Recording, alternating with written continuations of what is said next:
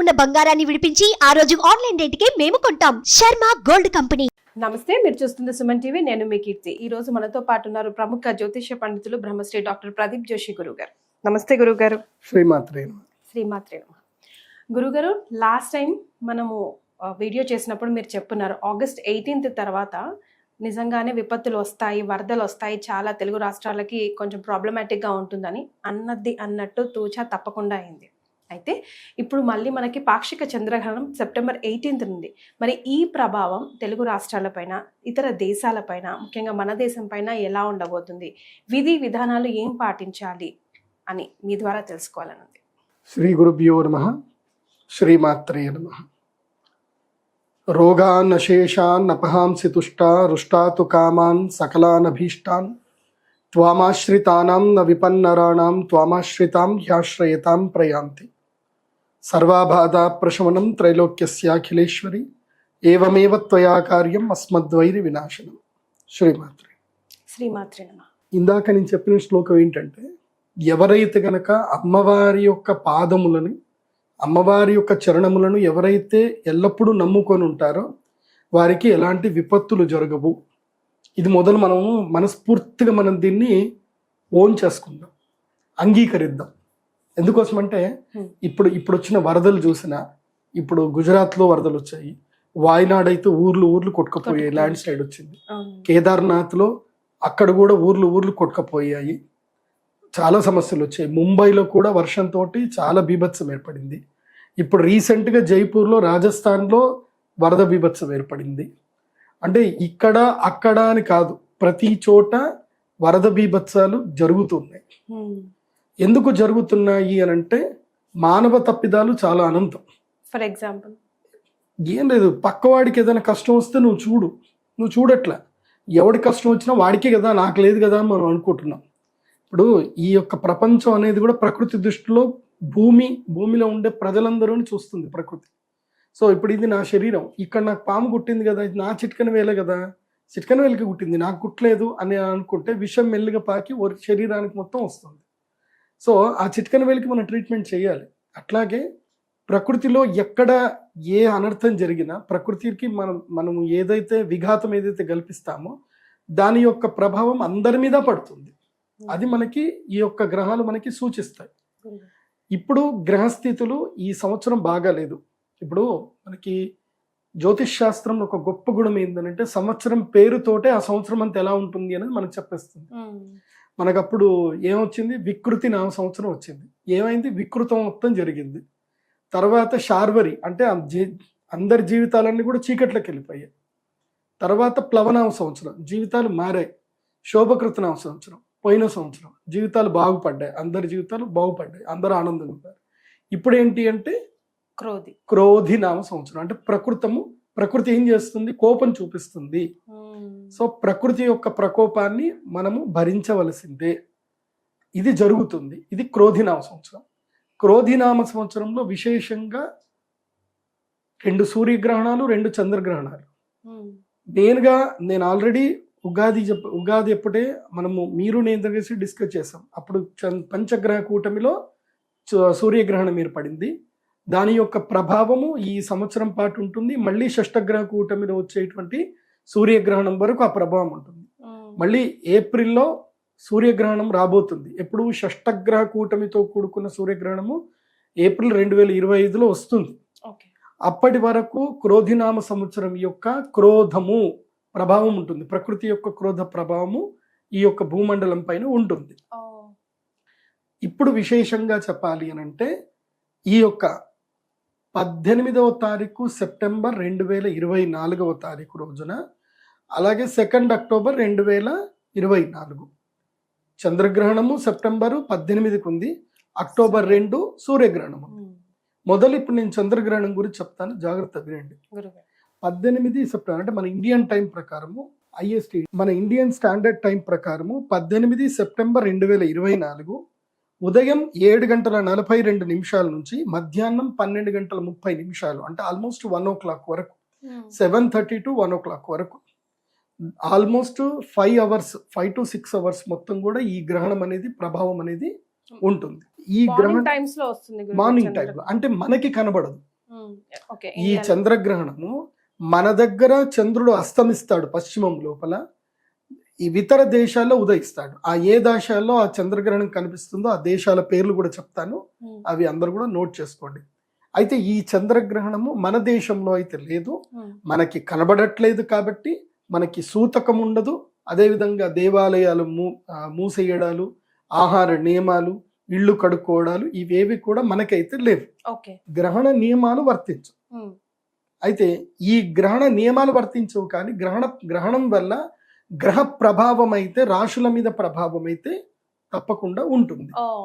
ఈ గ్రహణము ఎప్పుడైతే జరుగుతుందో, ఈ గ్రహణము జరిగిన తర్వాత ఈ గ్రహణానికి సంబంధించిన ముహూర్తాన్ని బట్టి ఆ ఏదైతే సందర్భంలో గ్రహణం ఏర్పడిందో ఆ కుండలిని బేస్ చేసుకొని ఆ కుండలి ప్రకారం కొన్ని రాశుల వారికి కీడు ఉంటుంది, కొన్ని రాశుల వారికి మేలు ఉంటుంది.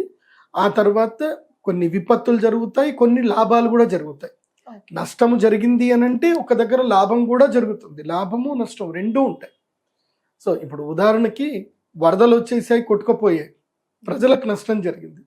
కానీ బోట్లు అమ్మేవాడికి లాభం, వాటర్ బాటిల్ అమ్మేవాడికి లాభం, ప్లాస్టిక్ పేపర్లు అమ్మేవాడికి లాభం, పొట్లాలు అమ్మేవాడికి లాభం, భోజనాలు అమ్ముకునేవాడికి లాభం.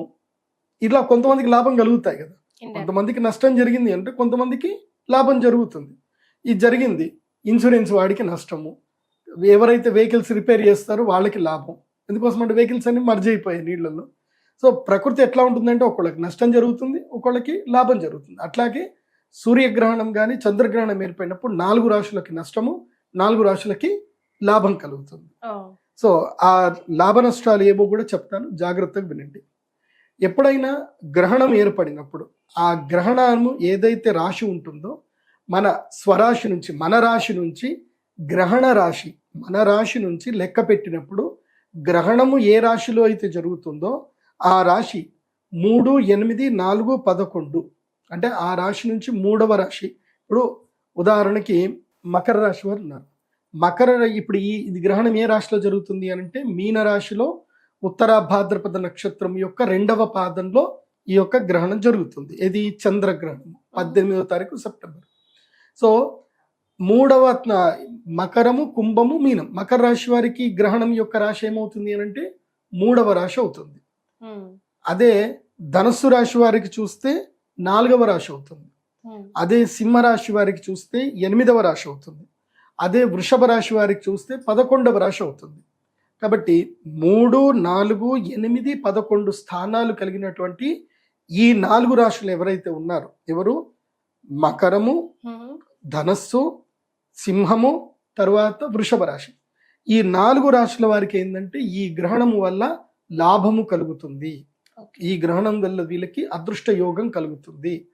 ఎక్కడో ఒక చోట నెగిటివ్ జరుగుతుంది, వీళ్ళకి మాత్రం అది పాజిటివ్గా మారిపోతుంది. ఇందాక చెప్పిన ఎగ్జాంపుల్ దాకా.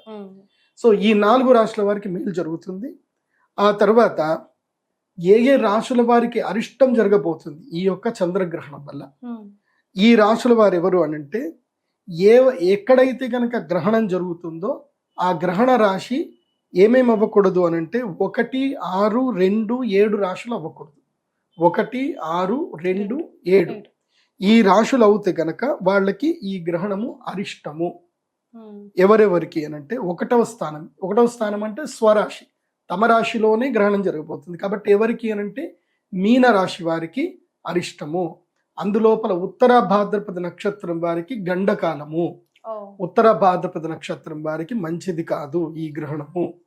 2వ స్థానము, సో మీనరాశికి 2వ స్థానం ఎవరు అవుతారు అంటే కుంభరాశి వారికి మీనరాశి 2వ స్థానం అవుతుంది. కాబట్టి కుంభరాశి వారికి కూడా ఈ గ్రహణము అరిష్ట ఫలదాయకము.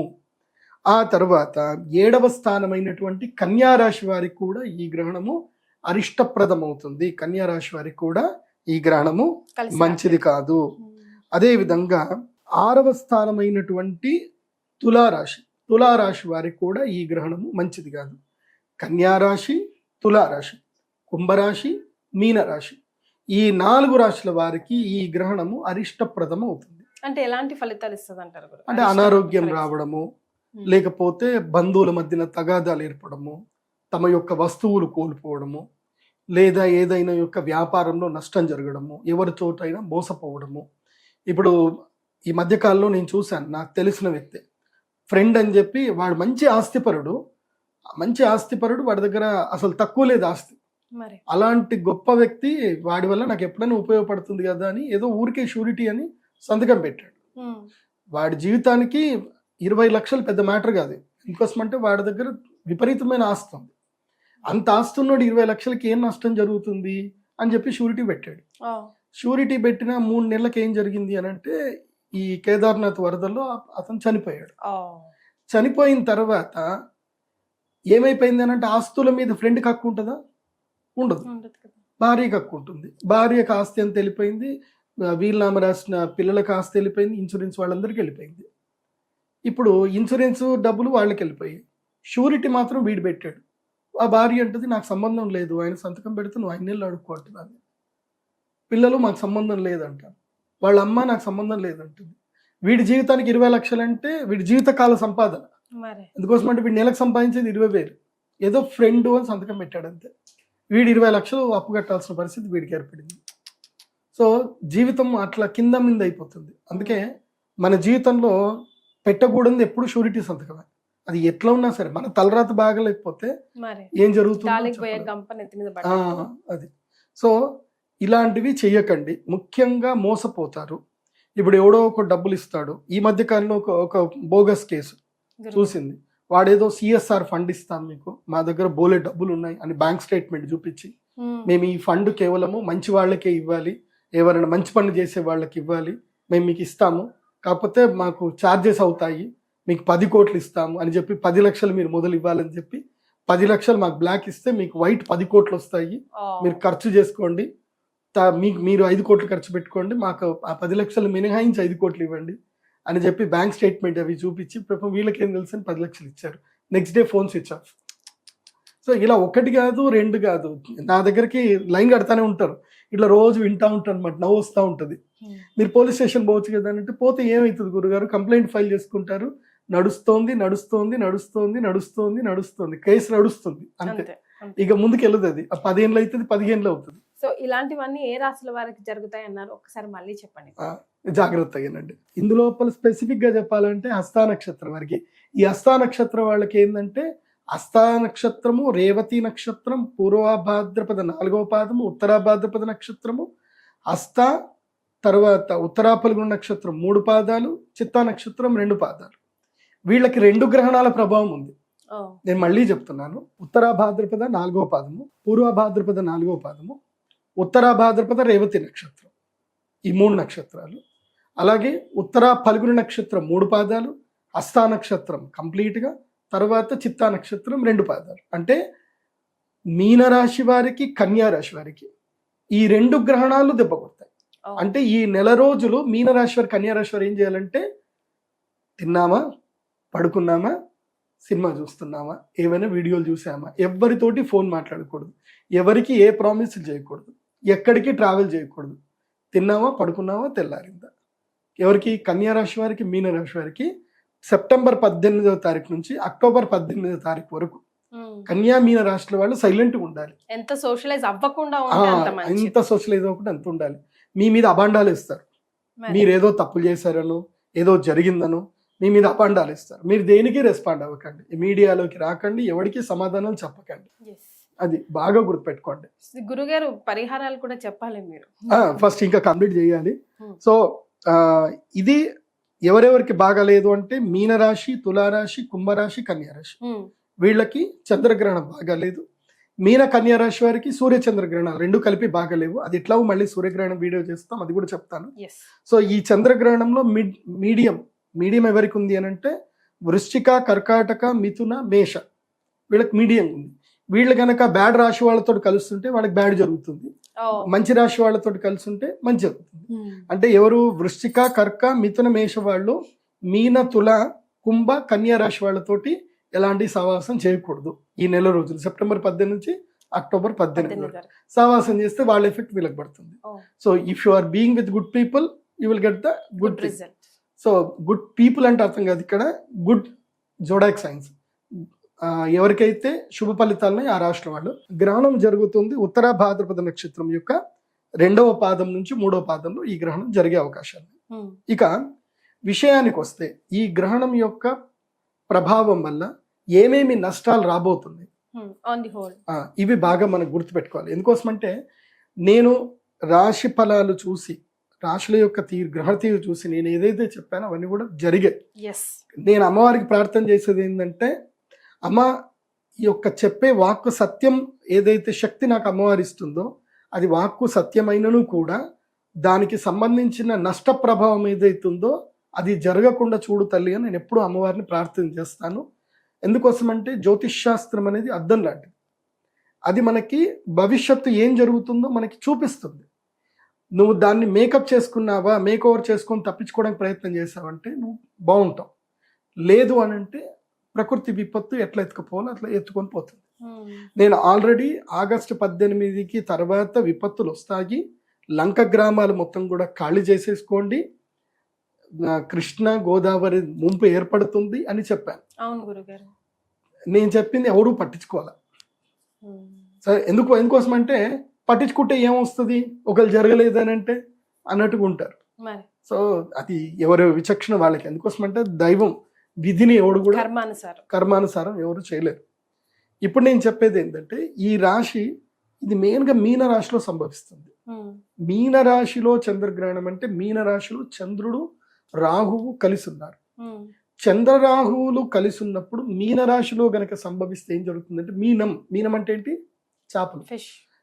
ఈ యొక్క జలము పైన ఈ గ్రహణ ప్రభావం ఎక్కువగా ఉంటుంది. జలము పైన అంటే ఇంకేంటి, ఇప్పుడు జల ప్రళయాలు సంభవిస్తాయి అని అర్థం. ముఖ్యంగా సునామీలు ఏర్పడతాయి, అదేవిధంగా వరదలు ఇంకా బీభత్సంగా వరదలు అవుతాయి, చెరువులకి గండు పడతాయి, గ్రామాలు మునిగిపోతాయి. అది జరుగుతుంది. అది కాకుండా ఈ యొక్క మత్స్య సంపద మొత్తం కూడా నాశనం అవుతుంది. గురుగారు ఇక్కడ ఒక చిన్న ప్రశ్న, అంటే మన దేశంలో కనిపించట్లేదు అన్నారు కదా, మరి ఇంకే దేశాల్లో కనిపిస్తుంది? ఈ మీరు చెప్పిన ప్రభావాలు స్టిల్ మన దేశంలో కనిపించకపోయినా మనం దాన్ని భరించాల్సిందేనా? గ్రహణ ప్రభావం మన దేశంలో కనబడకపోయినా గ్రహస్థితి అనేది ఏదైతే ఉంటుందో అది యావత్ భూమండలానికి వర్తిస్తుంది. సో ఆ గ్రహస్థితి ప్రభావము అంటే గ్రహణం యొక్క ప్రభావం మన దేశం పైన 25% అయితే ఉంటుంది. సో ఆ 25% కూడా మనకి కొంచెం విపత్తు వచ్చిన విపత్తే కదా. కాబట్టి ఇక్కడ నేను చెప్పినట్టుగా ఈ గ్రహణ ప్రభావము ముఖ్యంగా కర్నూలు, తుంగభద్ర నదీ తీర ప్రాంతం వాసులకు, అదేవిధంగా సముద్ర తీర ప్రాంత వాసులైనటువంటి విశాఖ, కాకినాడ, తర్వాత విజయనగరము అటు సైడ్ వాళ్ళకి, కోస్తా తీర వాసులకు, అదేవిధంగా వెస్టర్న్ ఘాట్స్లో ఉండేటువంటి వారికి, వెస్టర్న్ ఘాట్స్ ఏదైతే కనుక నదీ పరివాహక ప్రాంతాలు కానీ తర్వాత కొండ ప్రాంతంలో ఉండేటువంటి వాళ్ళకి, వెస్టర్న్ ఘాట్స్ అంటే కేరళ, తమిళనాడు, కర్ణాటక, మహారాష్ట్ర మొత్తం 3 వస్తాయి. సో వెస్టర్న్ ఘాట్స్లో కూడా ల్యాండ్ స్లైడ్స్ వచ్చే అవకాశం ఉంటుంది. సో ఈ యొక్క గ్రహణం యొక్క ప్రభావము అక్టోబర్ 18వ తారీఖు వరకు ఉంటుంది. ఇందులోపలనే భూకంపాలు కూడా వచ్చే అవకాశం ఉంటుంది, ల్యాండ్ స్లైడింగ్స్ వచ్చే అవకాశాలు కూడా కనిపిస్తున్నాయి. సో ఇవి గ్రహణం యొక్క ప్రకృతి విపత్తులు, అంటే సామూహికంగా అందరికి వచ్చేటువంటి గ్రహణ ప్రభావాలు. మరి ఈ గ్రహణ ప్రభావానికి రెమెడీ ఏమిటి, ఏం పరిష్కారాలు ఏం చేసుకోవాలి అంటే దైవధ్యానం తప్పకుండా చేసుకోండి. ఇంట్లో ఉండండి, దైవధ్యానం చేసుకోండి. ఈ గ్రహణము జలము పైన గండంగా వస్తుంది కాబట్టి నదీ పరివాహక ప్రాంతాలకు వెళ్ళకండి. తర్వాత విహారయాత్రలకి, నదుల్లో విహారయాత్రలు, స్పీడ్ బోటింగ్ అని చెప్పి వాటికి కూడా వెళ్ళకండి. అదేవిధంగా మేము అన్ని ప్రికాషన్ తీసుకున్నామండి అన్ని అనుకున్న వేస్ట్. ఎందుకోసం అంటే మొన్న ఈ మధ్యలోనే నంద్యాల దగ్గర ఒక పెద్ద పోలీస్ ఆఫీసర్ వాళ్ళ పిల్లలే విహారయాత్రకని వెళ్ళారు బోట్లో, లైఫ్ జాకెట్ వేసుకున్నారు, అన్ని వేసుకున్నారు. వాళ్ళ దురదృష్టం ఏందనంటే లైఫ్ జాకెట్ వల్లనే వాళ్ళు చనిపోయారు. అది ఎందుకోసం అంటే ఆ బోట్ తిరగబడిన బోట్ వాళ్ళ మీదే పడింది. సో ఆ బోట్లో నుంచి వీళ్ళు బయటకు రావాలంటే మునిగి బోట్లో నుంచి బయటకు రావాలి. వీళ్ళు మునుగుదామంటే లైఫ్ జాకెట్ మునగడానికి ఛాన్స్ ఇవ్వట్ల. సో ఆ బోట్ బరువు వెళ్ళిపోయి వీళ్ళు లోపల మునిగిపోయారు. సో వాళ్ళు బయటకు రాలేకపోయారు. ఇది ప్రెషర్ ఏమో పైకి కొడుతుంది, బోట్ ఏమో పైకి ప్రెషర్ ఇస్తుంది. సో అకస్మాత్తుగా అక్కడ చనిపోయారు. ఇంకా సో మరణం అనేది మృత్యుగండం దీనిపైన ఉంది అన్నప్పుడు అది జరిగిపోతుంది. అక్టోబర్ 18వ తారీఖు వరకు గండ పురుషుడు భూమిపైన సంచారం చేస్తాడు. అందులోపల జలము పైన సంచారం చేస్తాడు, తదుపరి అగ్ని పైన సంచారం చేస్తాడు. అంటే విద్యుత్ ఆఘాతాలు బాగా జరిగే అవకాశం ఉంటుంది.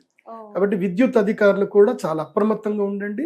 అండ్ ప్రజలు కూడా చెప్పేది ఏంటంటే, మీరు విద్యుత్ అధికారులని కోప్పడకండి, తిట్టకండి వాళ్ళని. వాళ్ళు కరెంటు తీశారు అని అంటే మన మంచి కోసమే తీశారు అని అర్థం చేసుకోండి. ఏదో సీరియల్ మిస్ అయిపోతున్నామో, క్రికెట్ మిస్ అయిపోతున్నాం అనుకుంటాం కానీ అక్కడ లైఫ్లు మిస్ అయిపోతాయి. ఎందుకోసం అంటే ఎక్కడైనా ఒక తీగ నీటిలో తెగిపడిందంటే ఎర్త్ సరిగ్గా లేకపోతే ఇంకా అందరి ప్రాణాలు ఎగిరిపోతాయి. సో ఆ విషయంలో జాగ్రత్తగా ఉండండి. ఇక పరిష్కార విషయానికి వస్తే గ్రహణం అనేటువంటిది చాలా అద్భుతమైన సమయం.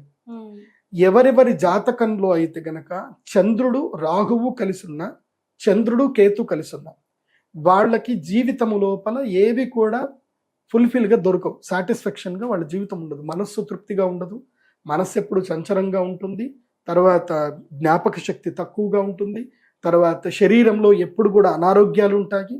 ఏవి? చంద్రకేతువు, చంద్ర రాహువు ఇవి కలిసి ఉంటాయి. చంద్రకేతువు జాతకంలో ఎవరికైతే కలిసి ఉంటుందో వాళ్ళకి విపరీతమైన అనుమానం ఉంటుంది, విపరీతమైన ఆలోచన. ఎప్పుడు పడుకున్నా, లేచినా, కూర్చున్నా ఎప్పుడూ ఆలోచనే ఉంటుంది వాళ్ళకి. తీరా చేస్తే ఒరిగేది ఏముండదు, కానీ ఆలోచిస్తూనే ఉంటారు. ఏదో ఆలోచన, ఎవరినో తిడుతూ ఉంటారు, ఎవరి మీదనో నోటిఫై చేస్తూ ఉంటారు. ఇప్పుడు ఇంట్లో వాళ్ళని, ఇప్పుడు వాళ్ళ భార్య ఎంత చేస్తున్నా వాళ్ళని తిడుతూనే ఉంటారు, అది కరెక్ట్ చేయట్లేదు, ఇది కరెక్ట్ చేయట్లేదు, ఇట్లా అంటూనే ఉంటారు. అది చంద్రకేతు ప్రభావం. చంద్ర రాహు ప్రభావం ఎలా ఉంటుంది అని అంటే, ఎన్ని టాబ్లెట్లు వేసుకోండి, ఎంత యోగా చేయండి, ఏమీ చేయండి, అనారోగ్యం అట్లాగే కంటిన్యూ అవుతూ ఉంటుంది. అయితే డైజెషన్ ఇష్యూ ఉంటుంది, లేకపోతే స్కిన్ ఎలర్జీ ఇష్యూ ఉంటుంది, లేకపోతే ఎండోక్రైనికల్ గ్లాండ్స్ ఇష్యూస్ ఉంటాయి. ఇవన్నీ కూడా చంద్రరాహు యుతిలో చంద్రకేతు వల్ల. మెయిన్గా ఇంకోటి ఏంటంటే జ్ఞాపక శక్తి సరిగ్గా లేకపోవడం, మితిమీరిన ఆలోచనలు ఎక్కువగా ఉండడం, పిచ్చి వెర్రి, ఇవి కూడా చంద్రకేతు యుతి చంద్రరాహు యుతి వల్లనే జరుగుతాయి. ఇంకోటి, ఎవరైతే గనక ఇది చాలా జాగ్రత్త వినండి, ఎవరైతే గనక పిల్లలు గ్రహణం సమయంలో, అంటే ఇప్పుడు ఈ సెప్టెంబర్ 17, 18కేమో చంద్రగ్రహణం ఉంది, అక్టోబర్ 2కేమో సూర్యగ్రహణం ఉంది. ఎప్పుడు గుర్తుపెట్టుకోండి, చంద్రగ్రహణము సూర్యగ్రహణం ఇవి రెండు కూడా అయింది అని అంటే కలిసే వస్తాయి. అంటే 15 రోజుల గ్యాప్లోనే వస్తాయి తప్పకుండా. ఇటు సూర్యగ్రహణం వచ్చింది అని అంటే తర్వాత చంద్రగ్రహణం పక్కా గ్యారంటీకి వస్తుంది. సో అందులో ఒక డౌట్ లేదు.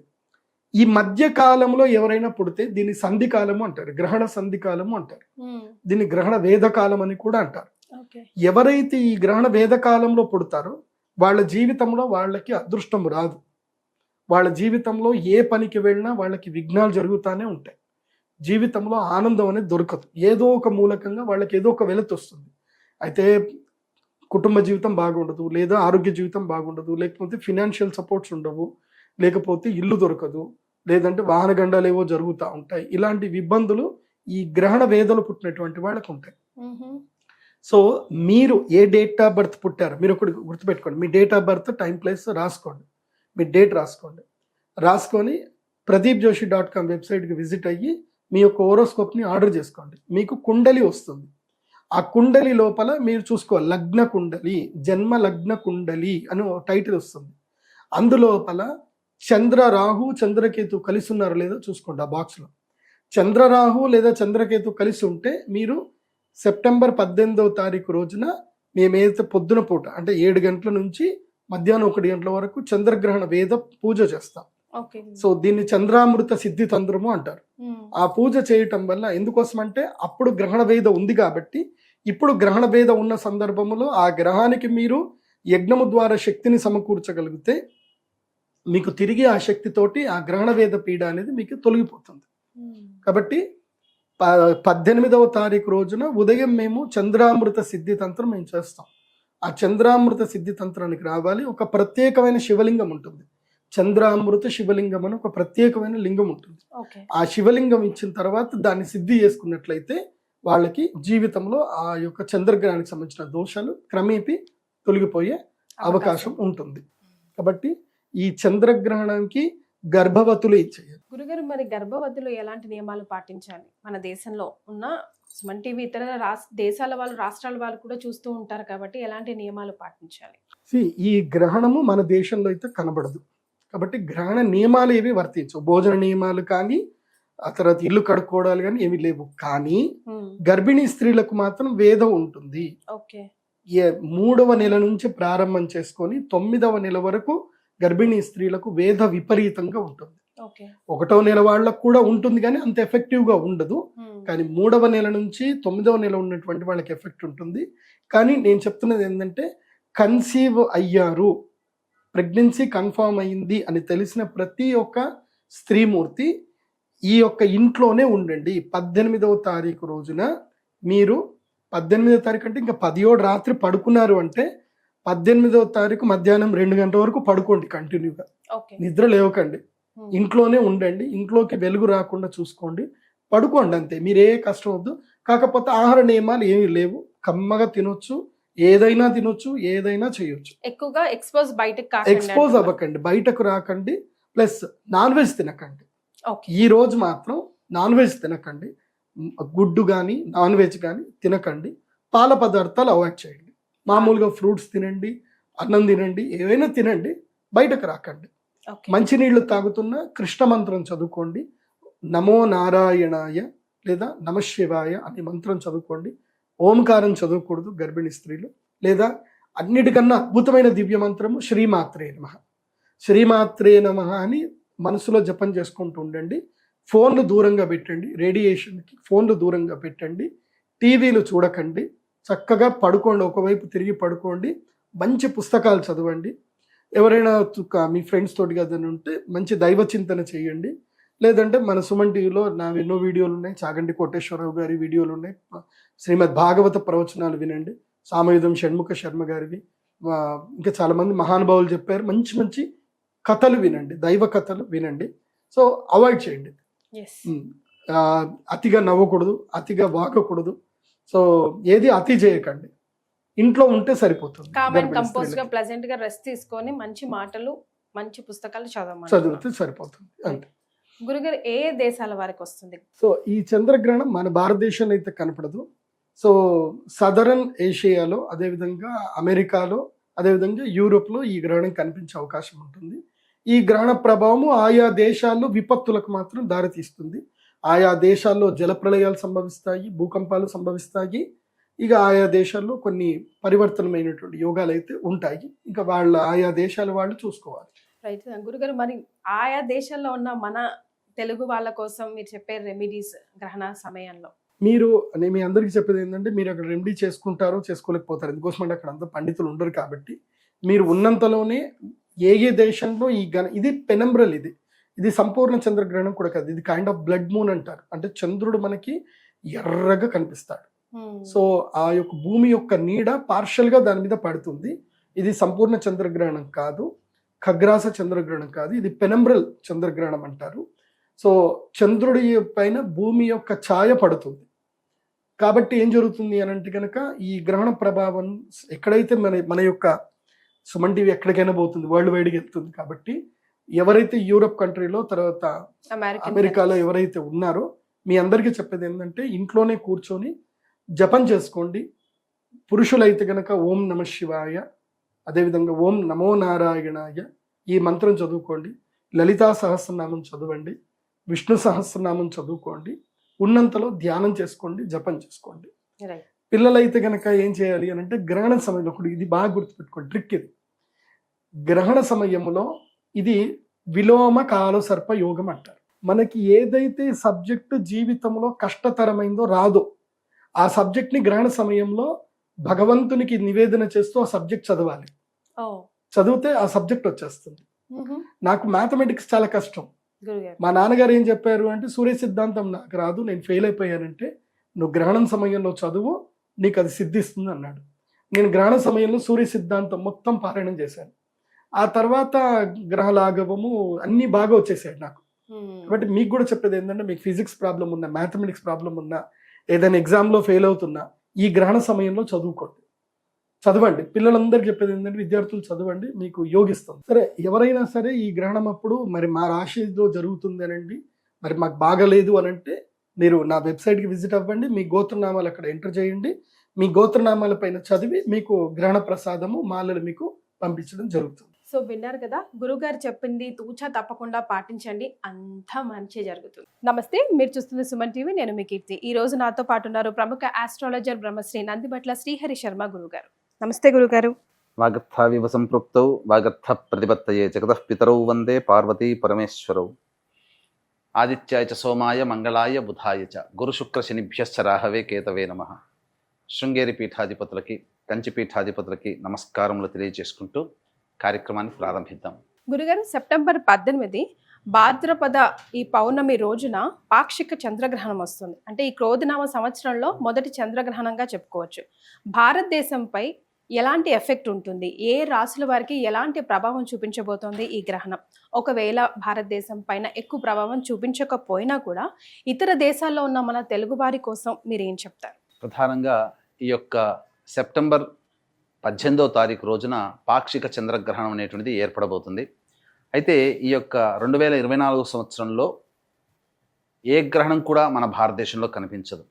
అయితే ఈ చంద్రగ్రహణం ముంబై తీర ప్రాంతంలో ఉన్నటువంటి కొన్ని ప్రదేశాల్లో వారికి ఈ యొక్క చంద్రగ్రహణ ప్రభావం ఉంటుంది. ఎందుకంటే ఆ సమయంలో చంద్రగ్రహణం కనబడుతుంది ముంబై తీర ప్రాంత కొన్ని ప్రదేశాల్లో మన ఇండియాలో.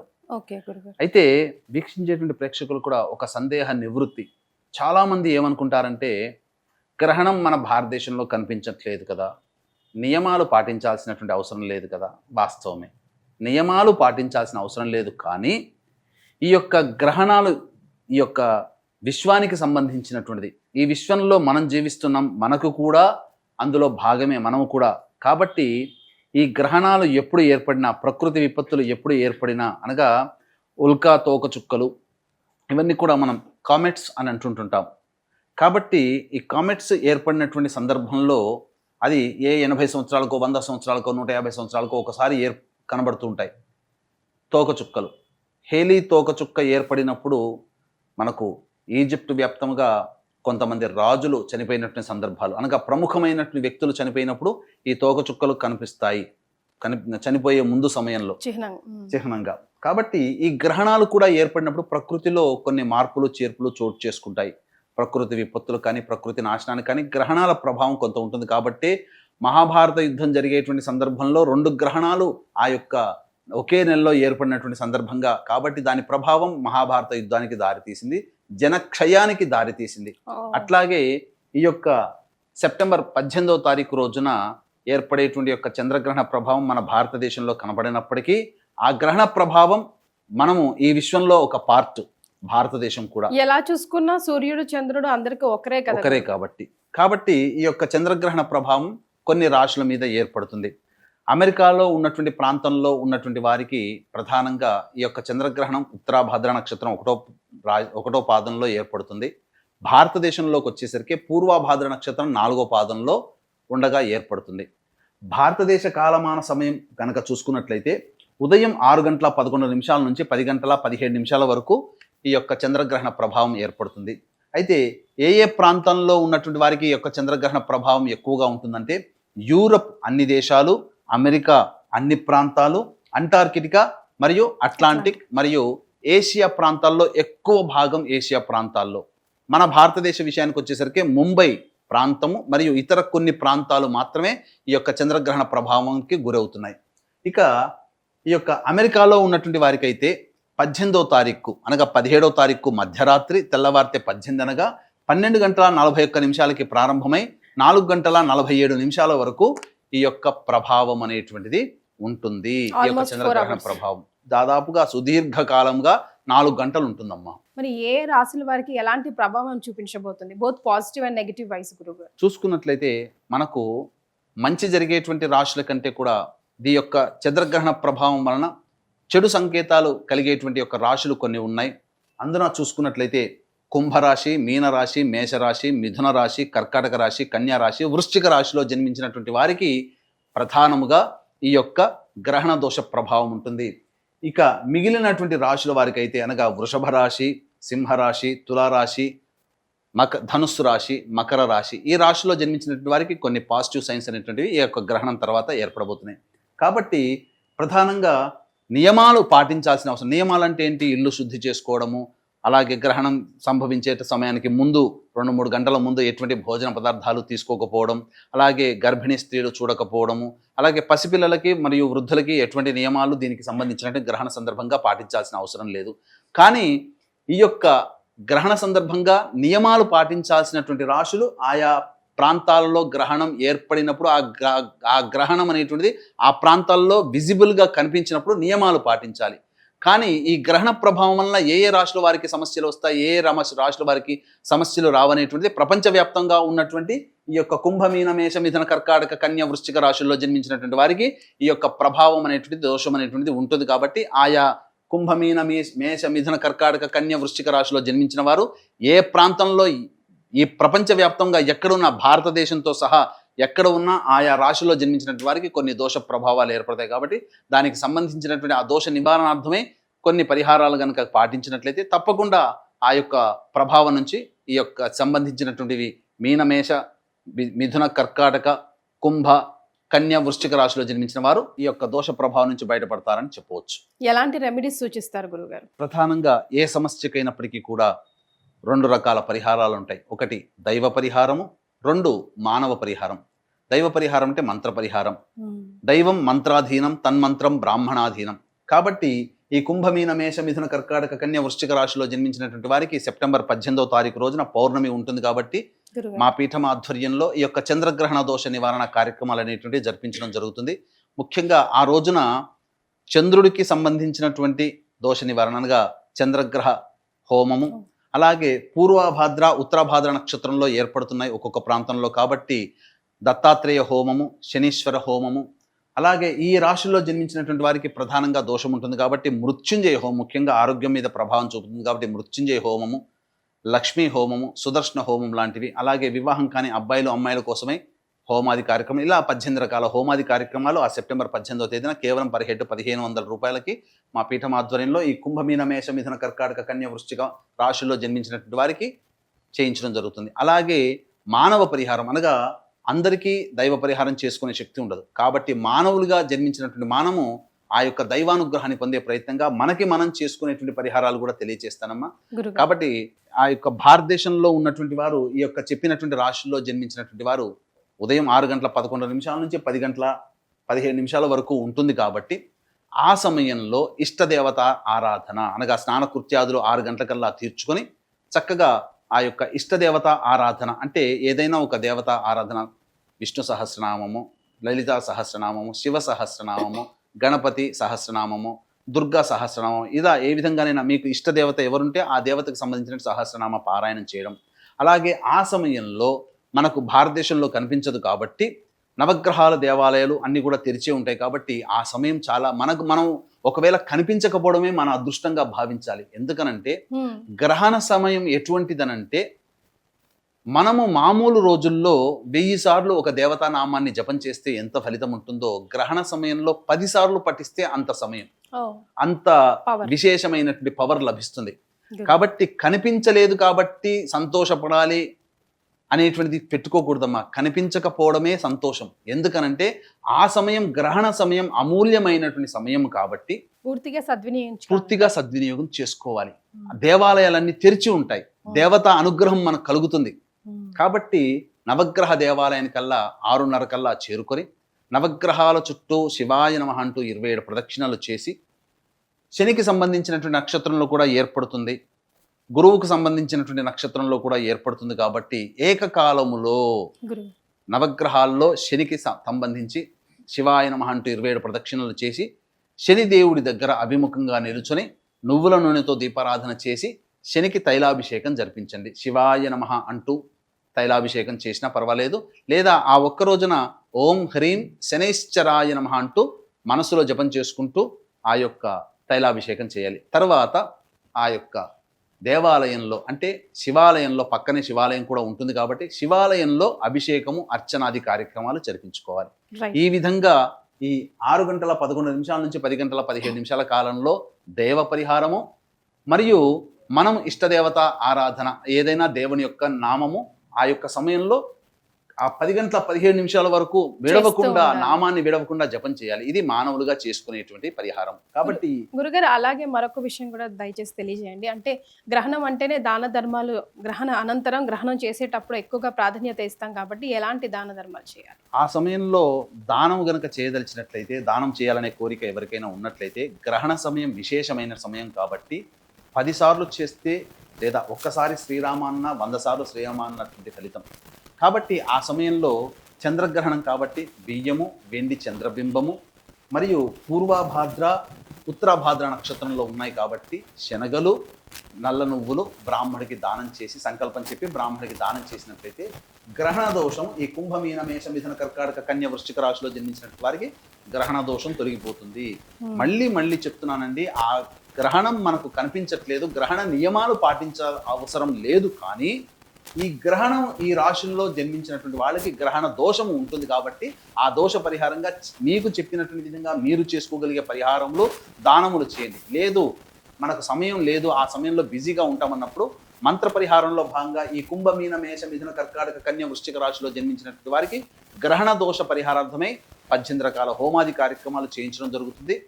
ఈ చెప్పినటువంటి రాశులే వారికే కాకుండా ఆ గ్రహణ సమయం అమూల్యమైనది కాబట్టి 12 రాశుల వారు కూడా ఈ యొక్క గ్రహణ సమయంలో వచ్చేటువంటి దైవిక శక్తిని మీరు పొందవచ్చు. ఆ విధంగా కార్యక్రమంలో నమోదు చేసుకోవచ్చు. కేవలం పర్ హెడ్ 1500 రూపాయలకే చేయించడం జరుగుతుంది. గురుగారు, ఇప్పటికే ప్రకృతి వైపరీత్యం మనం చూస్తా ఉన్నాము. మరి ఈ గ్రహణం ఎఫెక్ట్ వల్ల మరింత తీవ్రత దాల్చే అవకాశం ఏదైనా ఉందంటారా, లేకపోతే శాంతిస్తుందా? ఎందుకంటే అక్టోబర్ నెలలో కూడా మళ్ళీ గ్రహణం ఏర్పడుతుందమ్మా. సెప్టెంబర్లో 18వ తారీఖు నాడు చంద్రగ్రహణం, మళ్ళీ అక్టోబర్ నెలలో మళ్ళీ గ్రహణం ఏర్పడుతుంది. కాబట్టి ఒకే మాసములో 2 గ్రహణాలు ఏర్పడుతున్నాయి. కాబట్టి దీని ప్రభావం ఖచ్చితంగా ఆయా దేశాలు ఏ దేశంలోనైతే కనబడుతుందో ఆ దేశాల్లో ఉంటుంది. కాబట్టి కామన్గా మనం గమనించుకున్నట్లయితే సెప్టెంబర్ మాసంలో మరియు అక్టోబర్ మాసంలో ఏర్పడేటువంటి గ్రహణాల్లో కామన్గా ఎఫెక్ట్ అయ్యేటువంటి దేశము అమెరికా దేశము. కాబట్టి గ్రహణాలు 2 గ్రహణాలు అమెరికాలో విజిబుల్గా కనబడుతున్నాయి. కాబట్టి అమెరికా ప్రాంతం మోస్ట్ ఎఫెక్ట్ కంట్రీగా సంభవించే సమయం ఆసన్నమవుతుందని చెప్పవచ్చు. రైట్ గురుగారు, చాలా సంతోషం అండి, ధన్యవాదాలు. సర్వం శ్రీ ఉమామహేశ్వర పరబ్రహ్మార్పణమస్తు. నమస్తే వ్యాస్, ఇవాళ నేను ఒక కొత్త టాపిక్ చేయబోతున్నాను. ఇంతకుముందు ఎప్పుడు ఇలాంటి టాపిక్ నేను మాట్లాడలేదు, నాకు కొంచెం ఇంట్రెస్టింగ్గా కూడా ఉంది. లూనార్ ఎక్లిప్స్, చంద్రగ్రహణం ఈ సెప్టెంబర్ 18న జరగబోతుంది. 2024 సెప్టెంబర్ 18న. ప్రతి గ్రహణంకి ఒక విశిష్టత ఉంటుందా? ఇప్పుడు రాబోయే గ్రహణం వల్ల మానవాళి పైన పడబోయే ప్రభావాలు ఎలా ఉంటాయి ఇవాళ మనం అడిగి తెలుసుకుందాం. కృష్ణమాచార్యులు గారు ఇవాళ మనతో ఉన్నారు స్టూడియోలో, వారిని అడిగి తెలుసుకుందాం. నమస్తే అండి. జై వీరబ్రహ్మజీ. నమస్కారం తల్లి. లూనార్ ఎక్లిప్స్, చంద్రగ్రహణం అంటే ఇంతకుముందు నేను ఎప్పుడు ఇది మాట్లాడలేదు. ప్రతి గ్రహణానికి ఒక విశిష్టత ఉండి ఆ గ్రహణం వల్ల డైరెక్ట్ ఇంపాక్ట్, అది చెడా మంచా అనేది. గ్రహణం అంటే నార్మల్గా చెడు ప్రభావాలే అంటారు, అవి డైరెక్ట్గా జనాల మీద, ప్రజల మీద ఉంటుందా? 21వ శతాబ్దంలో మనం ఉన్నాం. అత్యాధునిక సాంకేతిక పరిజ్ఞానంతో కూడినటువంటి వ్యవస్థలన్నీ మన చుట్టూ ఉన్నాయి. కానీ ఇంకా ఏమిటి మూఢ విశ్వాసాలు అన్నటువంటి ఆలోచనలు కూడా జనబాహుళ్యంలో మనకు కలుగుతూ ఉంటాయి. గ్రహణ సంబంధమైనటువంటి స్థితిగతి అంటే ఏమిటి, దీనికి సంబంధించినటువంటి సైంటిఫిక్ రీజన్స్ మనం చూద్దాం. ఒక మనిషి శ్వాస వ్యవస్థ, రెస్పిరేషన్ సిస్టమ్, ఆ శ్వాసించేటువంటి విధానాన్ని బట్టి వీళ్ళు మెయిలా ఫిమేలా డిసైడ్ చేసేటువంటి వ్యవస్థను శ్వాస వ్యవస్థ అంటారు. యోగంలో కూడా, యోగ వాసిష్టంలో కూడా ఒక మనిషికి సంబంధించినటువంటి లింగ నిర్ధారణ జరిగేది కూడా శ్వాస నుంచి. ఈ విషయం మీకు ఆశ్చర్యం కలిగించవచ్చు. ఎవరైనా వ్యక్తి శ్వాసిస్తూ ఉన్నటువంటి సందర్భంలో అతనికి సంబంధించినటువంటి ఉదర వితానం, పొట్ట భాగానికి సంబంధించిన సంకోచ సడలికలు వస్తూ ఉంటే వాళ్ళు మెయిల్. ఎవరి శ్వాస వ్యవస్థలోనైనా పక్కటెముకలు సంకోచ సడలికలు ఇస్తూ ఉంటే వాళ్ళు ఫిమేల్. ఇది మనిషికి సంబంధించినటువంటి శరీర నిర్మాణ సంబంధమైనటువంటి స్థితి. దీనికి గ్రహణానికి ఏమిటి సంబంధం? Coming to the point. ఎప్పుడైనా విశ్వంలో ఉన్నటువంటి చైతన్య శక్తి 100కు 100% ఈ భూమి మీదకి ప్రవహిస్తూ ఉంటే అది అత్యంత సాధారణమైనటువంటి సమయం. మరి పౌర్ణమి, అమావాస్య అన్నటువంటి తిథులు వైదికమైనటువంటి పద్ధతిలో మూఢ విశ్వాసాలు అనుకుంటే, సైంటిఫిక్ రీజన్స్లో సముద్రాలకు సంబంధించినటువంటి ఆటుపోట్ల విషయంలో తేడాలు ఎందుకు వస్తున్నాయి? పగటికి రాజు సూర్య భగవానుడు అంటాం, రే రాజుగా చంద్రుడిని చెప్తూ ఉంటాం. ఫోటోసింథసిస్ అనేటువంటి ప్రక్రియ కిరణజన్య సంయోగ క్రియ. కార్బన్ డైఆక్సైడ్ని ఉపయోగించుకుంటూ, నీటిని ఉపయోగించుకుంటూ, మొక్కలు క్లోరోఫిల్ని ఉపయోగించుకుంటూ, ఎలాగైతే ప్రపంచంలో ఉన్నటువంటి విశ్వ మానవాళి కాదు, ఈ 84 లక్షల చరాచర జీవకోటికి అందించగలిగినటువంటి పరిస్థితి ఫోటోసింథసిస్ గురించి మనకు తెలుసు. గ్రహణ సంబంధమైనటువంటి స్థితిగతుల్లో విశ్వ చైతన్య శక్తి అన్నటువంటిది 100% నుండి 20%, 30%, 10% పడిపోతుంది. వెంటనే ఈ విశ్వ చైతన్య శక్తి తగ్గిపోవటం వల్ల 84 లక్షల చరాచర జీవకోటికి సంబంధించినటువంటి అన్ని రకాలైనటువంటి విభాగాల మీద దీని యొక్క ప్రభావం ఉంటుంది. ఇట్స్ కాల్డ్ స్ట్రెస్ అనుకుందాం, ఒత్తిడి అనుకుందాం. ప్రెగ్నెంట్ లేడీస్ ఉన్నారు, సాధారణమైనటువంటి సమయాల్లో వాళ్ళు బాగానే ఉంటారు. వాళ్ళకు సంబంధించిన ఆహారం, వాళ్ళకు సంబంధించినటువంటి శ్వాస వ్యవస్థ, వాళ్ళకు సంబంధించినటువంటి అనాటమీ, శరీరంలో జరుగుతున్నటువంటి జీవక్రియలు వాళ్ళ గర్భస్థ శిశువు మీద పడుతూ ఉంటాయి. గ్రహణ ముర్రి అనేటువంటి విషయాన్ని మీరు చూస్తుంటారు. అవును, ఎందుకని సార్ అది ఎలా సైంటిఫిక్ ఎలా పాసిబుల్? అంటే చాలా మంది బయటకు వచ్చి ప్రూవ్ కూడా చేశారు గ్రహణం వల్ల ఏం అవ్వదు అన్నట్టు. సాధారణంగా ఏర్పడేటువంటి అన్ని గ్రహణాల వల్ల ఏమీ జరగకపోవచ్చు, కానీ ఓజోను పొర క్షీణించిందని, ఆల్ట్రావైలెట్ కిరణాలన్నీ భూమి మీద నిట్ట నిలువుగా పడుతున్నాయని, క్లోరోఫోరో కార్బన్స్ అన్ని ఎక్కువయ్యాయని సైంటిఫిక్ రీజన్స్తో ఎలా చెప్పగలుగుతున్నాం మనం? అవి నిట్ట నిలువుగా భూమి మీదకి రావటం వల్ల విశ్వ మానవాళికి ఇబ్బంది ఉందని మనమే చెప్తున్నాం కదా, డిటెక్ట్ చేస్తున్నారు. చెప్తున్నాం కదా.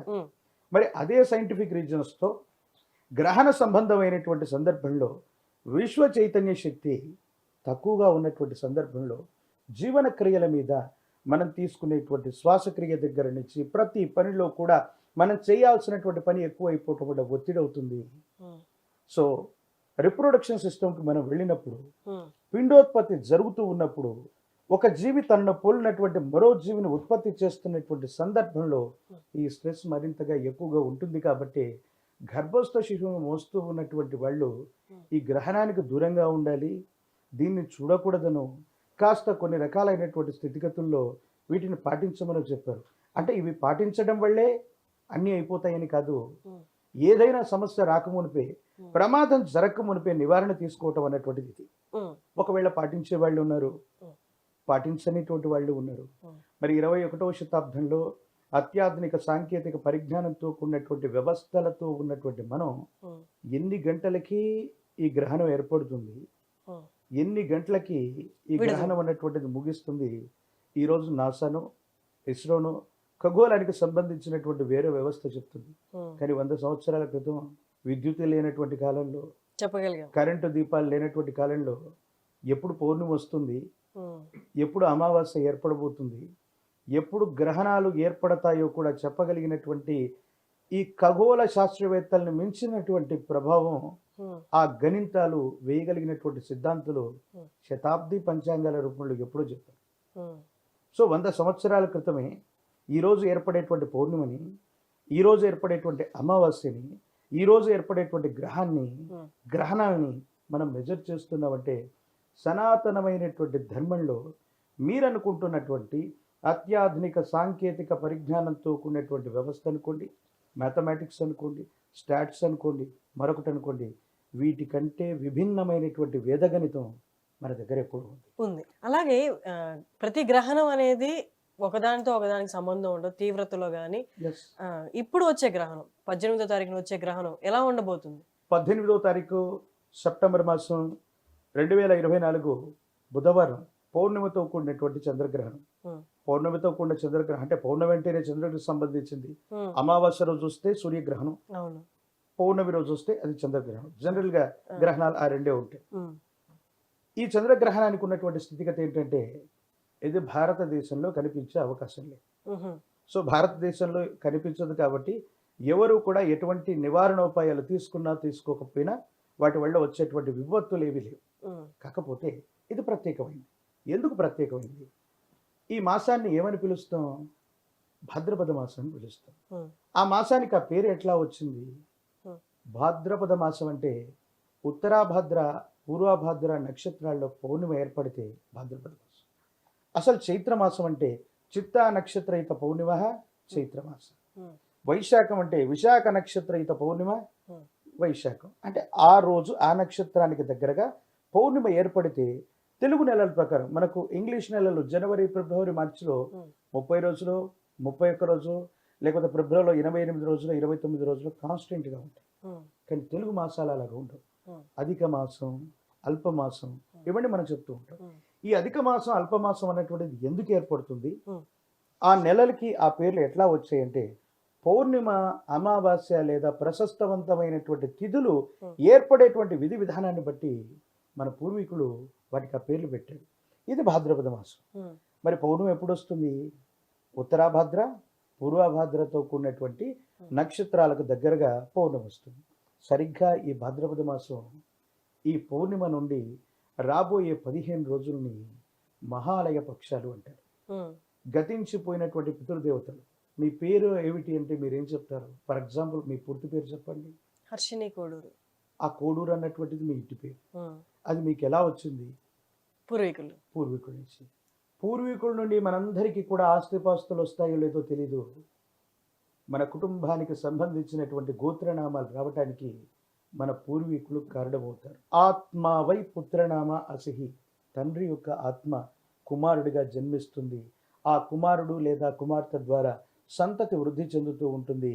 మన కుల గోత్రానికి సంబంధించినటువంటి ఐడెంటిటీకి సంబంధించిన పెద్దలు గతించిపోతే పితృదేవతలని పిలుస్తాం. ఈ భాద్రపద మాస పౌర్ణిమ నుండి రాబోయేటువంటి 15 రోజుల్ని కూడా మహాలయ పక్షంగా మనం పిలుస్తాం. విశేషవంతమైనటువంటి స్థితిగతుల్లో గతించిపోయినటువంటి పితృదేవతల ఆత్మశాంతి లేకపోయినా మనం భగవంతుడికి బాగా పూజలు చేస్తూ ఉంటాం. ఉమ్, ఎన్నో పూజాది క్రతువులు చేస్తాం, ఎన్నో యజ్ఞ యాగాది క్రతువులు చేస్తాం. కానీ మీకున్న ప్రాబ్లమ్స్ మళ్ళీ రెక్టిఫై చేసుకోలేక ద్విగుణీకృతం అవుతుంటాయి, రెట్టింపు అవుతూ ఉంటాయి. మీరు ఒక ప్రాబ్లంతో ఉన్నారు, ఉమ్, భగవంతుని మీరు పూజించారు, ఏదో యజ్ఞ యాగాది క్రతువును చేయమని ఎవరో చెప్పారు, చేసినటువంటి దగ్గర నుంచి ఒక ప్రాబ్లం కాస్త 4. Hmm. ఇలాంటి సిచ్యుయేషన్స్తో చాలామంది బాధపడుతుంటారు. ఉమ్, భగవంతుని పూజించటం వల్ల, భగవంతుని పూజించకపోవడం వల్ల వాళ్ళు పగబట్టు, వాళ్ళు అనేక రకాలైనటువంటి పరిస్థితుల్లో మన మీద ఆ ప్రభావాన్ని చూపెట్టరు. దేవుడు పగబట్టడు కదా. అసలు పగబడితే దేవుడు ఎందుకు అవుతాడు? భగవత్ తత్వం అంటే అర్థం ఏంటి? అదే.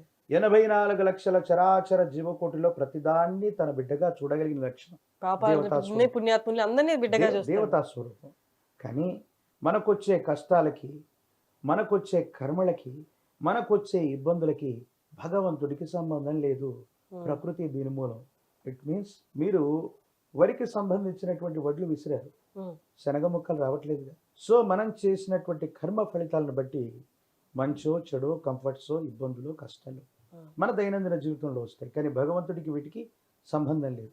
కేవలం పూజాది క్రతువులు చేయనంత మాత్రం చేతనం, మొక్కులు చెల్లించని మాత్రం చేతనం మర్చిపోవటం వల్ల భగవంతుడు దేవతా స్వరూపం మీ మీద పగబట్టం. కానీ గతించిపోయినటువంటి మీ తల్లిదండ్రులు, వాళ్ళకి మీరు సరిగ్గా శుశ్రూషలు చేయక, వాళ్ళని మీరు సరిగ్గా చూసుకోక, ఏ కారణం వల్ల అయినా అంతిమ సంస్కారాలు సరిగ్గా జరగక, పూర్వీకులైనటువంటి గతించిపోయినటువంటి వ్యక్తులు ఎవరైనా, తాతయ్య గారు అవ్వచ్చు, పూర్వీకులు అవ్వచ్చు, ఎవరైనా అవ్వచ్చు, వాళ్ళ ఆత్మశాంతి లేకపోతే సనాతనమైనటువంటి భారతావనిలో మాత్రమే పునర్జన్మలకు సంబంధించినటువంటి అంశాల గురించి మనం చెప్తాం. పుట్టిన ప్రతి జీవి మరణిస్తుందని, మరణించిన ప్రతి వారు కూడా మళ్ళీ పుడతారని, ఈ పునర్జన్మలకు సంబంధించినటువంటి ఈ థియరీ, ఈ ఫిలాసఫీ మన సనాతనమైనటువంటి ధర్మంలో ఉంది. మిగతా శాస్త్రాలు, పాశ్చాత్య శాస్త్రవేత్తలు, చార్లెస్ డార్విన్ లాంటి వాళ్ళు కూడా జీవ పరిణామ సిద్ధాంతాన్ని తీసుకుంటే సనాతన భారత సంస్కృతిని, అందులో ఉన్నటువంటి విభిన్నమైనటువంటి స్థితిగతులను వాళ్ళు చూస్తారు. ఈ ఉన్నటువంటి ఈ పౌర్ణిమ నుండి రాబోయేటువంటి అమావాస్య వరకు ఉన్నటువంటి ఈ 15 రోజులు పితృ సంబంధమైనటువంటి గడియలు. వీటిని మహాలయ పక్షాలుగా చెప్తారు. గతించిపోయినటువంటి పితృదేవతల్ని ఒకసారి ఆరాధించండి. అవకాశం ఉంటే వాళ్ళు బ్రతికున్నప్పుడు మనం చూసుకోకపోయి ఉంటే పశ్చాత్తాప భావనతో వాళ్ళని ప్రేయర్ చేయండి. మీ దైనందిన జీవితంలో సానుకూలవంతమైనటువంటి ఫలితాలు వస్తాయి. 3-4 పదుల వయసు వచ్చిన జీవితంలో ఇంకా స్థిరపడకపోవటం, ఉద్యోగం రాకపోవటం, కళ్యాణం జరగకపోవటం, సంతతి లభించకపోవటం, ఒకవేళ లభించినా వాళ్ళు ప్రయోజకులుగా మారకపోవటం, ఆర్థికపరమైనటువంటి అంశాల్లో ఏ ఒక్క వ్యక్తికి రుణగ్రస్తుడిగా ఉండకూడని జీవన విధానంలో ఉండాలనుకోవటం, ఎన్ని ప్రయత్నాలు చేస్తున్నా మీ పనులు ఏవీ సఫలీకృతం కావట్లేదంటే మీ కుటుంబానికి సంబంధించి, మీ గోత్రనామాలకు సంబంధించి మూలమై ఉన్నటువంటి వ్యక్తుల యొక్క స్థితిగతుల్లో ఆత్మశాంతి లేకపోవటం. మనం అనుకుంటాం, మరి మా కుటుంబ సభ్యులు చాలామంది ఉన్నారు, మరి నాకెందుకు ఇలాంటి కష్టాలు వస్తున్నాయి? మరి పూర్వీకులు, మా కుటుంబ సభ్యులు చాలామంది 40 మంది 50 మంది ఉన్నారుగా, వాళ్ళందరికీ కంఫర్ట్ జోన్లో ఉన్నారు, నేను ఒక్కడిని మాత్రం ఇలాగ అవ్వటం ఎందుకు? ఒక బరువైనటువంటి వస్తువుని ఇద్దరికి ఇచ్చి లోనికి పట్టుకురమ్మను. ఒక అబ్బాయి పేరేమో రమేష్, ఒక అబ్బాయి పేరేమో సురేష్. రమేష్ ఏమో పట్టుకొచ్చాడు, సురేష్ ఏమో కింద పడేశాడు. రేపు పొద్దున మళ్ళీ ఆ వస్తువుని పట్టుకురమని ఎవరికి చెప్తారు జనరల్గా? బరువును తీసుకొచ్చిన అతనికే చెప్తారు. మీ జాతకంలో కూడా యోగదాయకమైనటువంటి స్థితి కలిగిన గ్రహస్థితి ఉంటే ఈ కర్మలు మీరు మోయగలుగుతారు. జీవితంలో కష్టాలు వచ్చాయి, నా జాతకం బాలేదు, నేను చాలా బలహీనమైనటువంటి స్థితిగతుల్లో దీనావస్థలో ఉన్నానని చాలామంది అనుకుంటుంటారు. లేదు, మీ గ్రహగతులు బాగుండి మోయగలిగినటువంటి సామర్థ్యం ఉంది కాబట్టి మీకు వచ్చి ఎవరికి రాని కష్టం మీకు వచ్చింది. దానికి సరిపడా ఫలితం కూడా ఉంటది కదా, కష్టాలు మోసిన తర్వాత ఫలితమే కదా. తప్పనిసరిగా అంటే ఈ ప్రపంచంలో ఈ ప్రకృతిలో ఉన్నటువంటి స్థితి ఏంటంటే ఏ కష్టమైనా అంటే పగలు వెంట రాత్రి, రాత్రి వెంట పగలు వచ్చినట్టు. ఏ కష్టమైనా సంపూర్ణమైపోతే ప్రకృతి మనకు బాకీ పడిపోతుంది, వెంటనే కొన్ని కంఫర్ట్స్ మనకి ఇచ్చి తీరవచ్చు ఉంటుంది. మీరు 100 కోట్ల విలువైనటువంటి ఒక ప్రాజెక్ట్ చేయాలని మీ మనసులో ఆలోచన ఉందనుకోండి, మీరు అనుకుంటుంటారు నా మనసులో చాలా ఆలోచనలు ఉన్నాయి, 100 కోట్ల రూపాయల విలువైనటువంటి వ్యవస్థను నేను వ్యవస్థీకృతం చేయాలనుకుంటున్నాను, కానీ నా దగ్గర 100 కోట్లు లేవని. అవసరం లేదు, 100 కోట్ల విలువైన సంకల్ప బలం మీకుంటే ప్రకృతి ఆ వనరులను సమకూరుస్తుంది. ఇది నేచర్లో ఉన్నటువంటి సీక్రెట్. గురుజీ, గ్రహణం వస్తే ఖచ్చితంగా రాశుల గురించి మాట్లాడతారు. ఇప్పుడు ఈ గ్రహణాల గురించి మాట్లాడేటప్పుడు ప్లానెట్స్ గురించి మాట్లాడతారు. 7 ప్లానెట్స్, ఒక్కొక్క వారం ఒక్కొక్క ప్లానెట్ అన్నట్టు మాట్లాడతారు. అదే నక్షత్రాల గురించి మాట్లాడతారు. నక్షత్రాలు కూడా ఫిజికల్ గా ఉన్నాయని తెలుస్తాయి. బట్ ఈ రాశులు అనేవి ఎక్కడ ఉంటాయి, వాటి మీద ఇంపాక్ట్ ఏంటి, గ్రహణం ఇంపాక్ట్? ఆదిత్యాయ చ సోమాయ మంగళాయ బుధాయ చ గురు శుక్ర శనిభ్యర్చ రాహవే కేతవే నమః.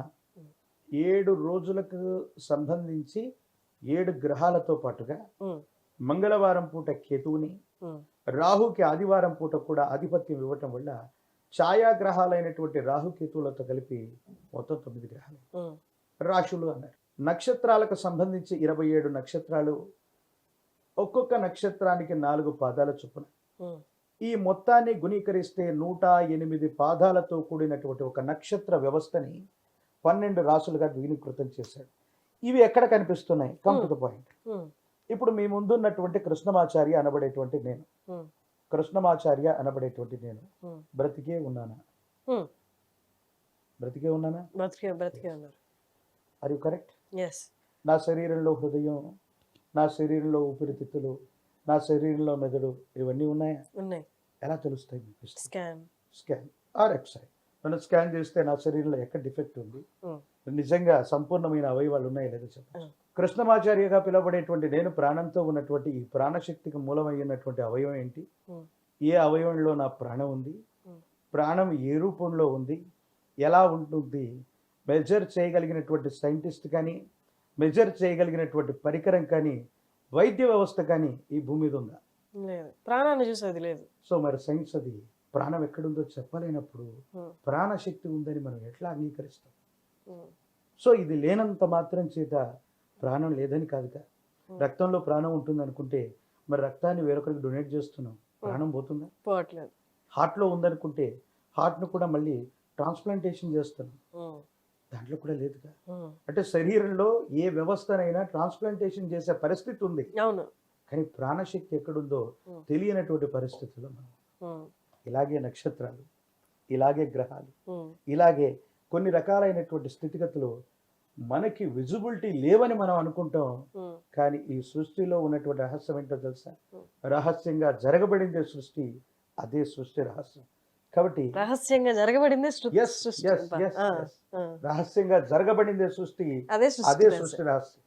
సో అందుకే ఇప్పుడు చూడండి, చంద్రుడికి సంబంధించినటువంటి స్థితిగతుల్లో రిప్రొడక్షన్ సిస్టమ్స్ అన్ని కూడా రాత్రి వేళ జరుగుతాయి. పుష్పాలు వికసించటం, వికసించినటువంటి పుష్పాల్లో పళ్ళు, కాయలు, గింజలు ఇవన్నీ కూడా ఏర్పడటం, ఇవన్నీ కూడా రహస్యంగా జరిగేటువంటి ప్రాసెస్ అన్నీ ఎప్పుడో రాత్రి సమయంలో జరుగుతాయి. ఉదయం చూడగానే పుష్పాలు వికసించి ఉంటాయి, కాయలు ఏర్పడి ఉంటాయి, పళ్ళు ఏర్పడి ఉంటాయి. ఇవన్నీ కూడా ఒక నిర్ణీతమైనటువంటి సమయంలో ఏర్పడుతుంది. అందుకే రహస్యంగా జరగబడిందే సృష్టి, అలా జరిగిందే సృష్టి. కొన్ని రాశుల మీద దీనికి సంబంధించినటువంటి ఇంపాక్ట్, ఈ గ్రహణానికి సంబంధించినటువంటి ఇంపాక్ట్ 18వ తారీఖు సెప్టెంబర్ మాసం 2024 భారత కాలమాన ప్రకారంగా ఉదయం 6:11 నుండి 10:17 వరకు కూడా ఈ చంద్రగ్రహణం ఉంది. కానీ ఇది భారతదేశంలో కనిపించేటువంటి అవకాశం లేదు. యూరప్, అమెరికా, అంటార్కిటికా లాంటి ఖండాల్లో మాత్రమే ఇది కనిపించేటువంటి అవకాశం ఉంది. ప్రత్యేకించి ఆ రోజు పూర్వభద్ర, ఉత్తరాభద్ర నక్షత్రాలు, అటు ఫారెన్లో తీసుకున్న, ఇండియాలో తీసుకున్న ఈ నక్షత్రాల్లోనే పౌర్ణమి వస్తుంది. ఆ నక్షత్రాల్లోనే ఏర్పడుతూ ఉంది. కాబట్టి మీనరాశి వారు ఖచ్చితంగా కొన్ని విషయాల్లో దాన్ని జన్మస్థానం, లగ్నస్థానం, తనుస్థానం అంటారు. కాబట్టి ఆరోగ్యపరమైనటువంటి అంశాలలో ఏవైనా ఇబ్బంది వచ్చేటువంటి అవకాశం ఉంది. కాబట్టి ఏవైనా ప్రొడిక్షన్స్ తీసుకోవటం మంచిది. కుంభరాశి, మీనరాశి, మేషరాశి, మిథునం, కర్కాటకం, కన్య, వృశ్చిక రాశుల వారికి ఈ గ్రహణానికి సంబంధించినటువంటి విషయాల్లో గోచారవశాత్తు ఉన్నటువంటి పరిస్థితుల్లో కొన్ని మార్పులు ఏర్పడవచ్చు. కానీ అవి పూర్తిగా నెగిటివ్ అవుతాయని కాదు, కానీ దీని యొక్క ప్రభావం కొంతవరకు ఉంటుంది. భారతదేశంలో దీని యొక్క ప్రభావం ఏమాత్రం కూడా ఉండదు. సో ఈ గ్రహణానికి సంబంధించినటువంటి స్థితిగతుల్లో మనం ఎలాంటి చర్యలు చేపట్టవలసిన అవసరం లేదు. ఫర్ ఎగ్జాంపుల్, ఒక చలిమంటకు మనం దగ్గరగా వెళ్ళాం. ఎంత దగ్గరగా వెళితే దానికి సంబంధించినటువంటి ఎనర్జీ అది ఫైర్ అవ్వచ్చు, మరొకటి మనకు దగ్గరగా ఉన్నప్పుడు రక్షణాత్మకమైనటువంటి చర్యలు మనం చేపట్టచ్చు. మనం టీవీలో చూస్తున్నాం చలిమంటని, దాని ఇంపాక్ట్ మన మీద ఉండేటువంటి సో ఎక్కడో ఖండాంతరాల మీద దాని యొక్క ప్రభావం ఉంది. భారతదేశంలో ఉన్నటువంటి పురజనుల మీద, మన మీద దీని యొక్క ప్రభావం అనేటువంటిది పూర్తిగా లేదు. వదంతుల్ని, మూఢ విశ్వాసాలని, వీటిని కూడా మీరు నమ్మాల్సినటువంటి అవసరం లేదు. ఎందుకంటే 400 సంవత్సరాల క్రితం విశ్వభవితని చెప్పిన కాలజ్ఞాని వీరబ్రహ్మేంద్ర స్వాముల వారు సమాజంలో ఉన్నటువంటి మూఢ విశ్వాసాలు త్యజింపచేసి జ్ఞానాన్ని సముపార్జింపజేసి ఏది జ్ఞానం, ఏది విజ్ఞానం చెప్పారు. సో గురుదేవుల యొక్క శిష్య పరివారంగా మేము వీటిని జనబాహుళ్యంలోకి తీసుకెళ్లేటువంటి ప్రయత్నం చేస్తాం. చాలా చక్కగా వివరించారు, చాలా గొప్పగా వివరించారు. Thank you so much. జై వీరబ్రహ్మ, జై గోవింద బాబు. నమస్తే గురుగారు. శ్రీమాత్రే నమః. గురుగారు, ఈ నెల 18వ తారీఖున మనకి పాక్షిక చంద్రగ్రహణం అని వింటూ ఉన్నాం. మరి దీని యొక్క ప్రభావం ఏ విధంగా ఉంటుంది? ఎందుకంటే గత కొన్ని రోజుల క్రితం మీరు కొన్ని విషయాలు చెప్పారు. మనకి జల విలయం రాబోతోంది, తాండవం చేస్తోంది. 9 నెలల క్రితమే మనం మీరు చెప్పడం జరిగింది. రాహు మారినప్పుడు, మీన రాశిలోకి మారినప్పుడు, మీన రాశి జలరాశి అంటారు. అవును అవును, మన సుమన్ టీవీలోనే మీరు చెప్పడం జరిగింది. అవునమ్మా, చెప్పాను. ప్రస్తుతం మనం చూస్తూ ఉన్నాము. అంటే ఒక్కొక్క జిల్లాని కుదిపేస్తోంది. ప్రస్తుతం గోదావరి జిల్లాలకి వర్ష తాకిడి ఎక్కువగా ఉన్నట్లుగా, చాలా ప్రమాద స్థాయికి వెళ్తున్నట్టుగా కూడా వార్తలు వింటూ ఉన్నాం. అంటే వర్షం పడటం వేరు, కుదిపేయటం వేరు. మరి ఈ గ్రహణం యొక్క ప్రభావం ఏ విధంగా ఉండబోతోంది? ఇదేమన్నా శాంతించే అవకాశాలు కనిపిస్తా ఉన్నాయా? తప్పకుండా. ఫస్ట్ ఆఫ్ ఆల్ ఏంటంటే అమ్మ, మనకి మహర్షులు గ్రహణం అనే విషయాన్ని 2 విధాలుగా చెప్పారు. ఒకటి జాగ్రత్త, రెండవది యోగము. గ్రహణం అనేటువంటిది మహర్షి కాన్సెప్ట్ లో గొప్ప యోగం కూడా. ఎలాగా అంటే మనకి గ్రహణానికి రవి, చంద్ర, రాహుకేతువులు ఒకే అలైన్ లోకి వస్తాయి. అంటే మనస్కారకుడు, ఆత్మకారకుడు. చంద్రుడు మనస్కారకుడు. మనకు వేదం చంద్రమా మనసో జాతః అని చెప్పడం జరిగింది. అలాగే ఆత్మకి రవిగా చెప్పడం జరిగింది శాస్త్రంలో. ఆ రెండు కూడా కాలమోక్ష కారకులకి ఈక్వల్ గా అయినప్పుడు మనం ఏదైనా ఒక మంత్రం పట్టుకొని జపం చేసినట్లయితే 1000 సార్లు జపం చేసినటువంటి ఫలితం వస్తుంది మనకి. అవునండి. ఓకే, మరి అలాంటప్పుడు దాన్ని గొప్ప కాలంగా చెప్పారు. మనకి 18వ తేదీ ఉదయం 6:11 నుంచి 10:16 మధ్యలో ఉంటుంది. అయితే మన ఇండియాలో ఉంటుందా ఉండదా అంటే మన ఇండియాలో కనబడదు గ్రహణం. పాక్షికంగానే ఉంటుంది, చాలా తక్కువ శాతం ఉంటుంది. అది కనబడడం చాలా కష్టం. మనకి అమెరికా సైడ్, కొరియా అటు సైడ్ కనిపిస్తుంది చెప్పాలంటే. అయితే మరి ఈ గ్రహణం కనబడదు కదా, దీని ప్రభావం ఏమైనా ఉంటుందా లేదా అంటే, ఇప్పుడు చూడండి అమ్మా, ఈ రాహువు మీనరాశి నుంచి జరిగే వరకు కూడా పలుమార్లు మనకి జలప్రలయాలు వస్తాయి అనేటువంటిది ఉంది. ఎందుకంటే రాహు ఎక్కడుంటే అక్కడ ఆ ప్రళయాలు. ఇప్పుడు రాహు నెక్స్ట్ ఇయర్ మే 30వ తేదీ వరకు అక్కడ ఉంటాడు. మే 30వ తేదీకి ఆయన కుంభంలోకి మారుతాడు. అప్పుడు పడేటువంటి వర్షాలు ఎలా ఉంటాయంటే, ఇప్పుడు గాలులతో కూడిన వర్షాలు కాదు, మామూలు వర్షాలు, బీభత్సంగా వర్షాలు పడతాయి. ఉధృతి ఎక్కువగా ఉంది, ఇప్పుడు ఎక్కువగా ఉంది. అప్పుడు గాలితో కూడిన వర్షం పడుతుంటుంది. అంటే ఇంత వాన పడదు కానీ తక్కువ వానే, కానీ గాలి, ఎందుకంటే వాయుతత్వంలోకి వచ్చినప్పుడు.